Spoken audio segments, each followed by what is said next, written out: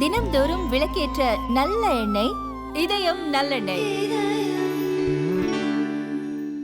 காப்பீட்டுத் துறையில் 100% அந்நிய நேரடி முதலீட்டை அனுமதிக்கும் வகையிலான திருத்த மசோதா வரும் குளிர்கால கூட்டத்தொடரின் போது நாடாளுமன்றத்தில் அறிமுகப்படுத்தப்படும் என நிதியமைச்சர் நிர்மலா சீதாராமன் தெரிவித்தார்.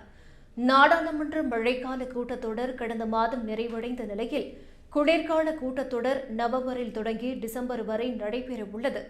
நிதித்துறையில் மேற்கொள்ளப்பட உள்ள புதிய சீர்திருத்தங்களின் ஒரு பகுதியாக காப்பீட்டுத் துறையில் அந்நிய நேரடி முதலீட்டுக்கான உச்சவரம்பு 74%இலிருந்து 100% உயர்த்தப்படும் என்று 2025-26 பட்ஜெட்டில் நிர்மலா சீதாராமன் தெரிவித்திருந்தார்.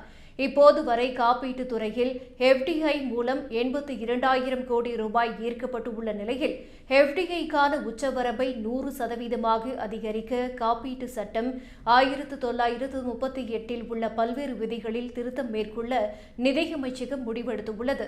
மேலும் இந்திய ஆயுள் காப்பீட்டு கழக சட்டம் 1956 மற்றும் காப்பீட்டு ஒழுங்குமுறை மற்றும் மேம்பாட்டு ஆணைய சட்டம் 1999 ஆகிய சட்டங்களிலும் திருத்தம் மேற்கொள்ளப்பட உள்ளது.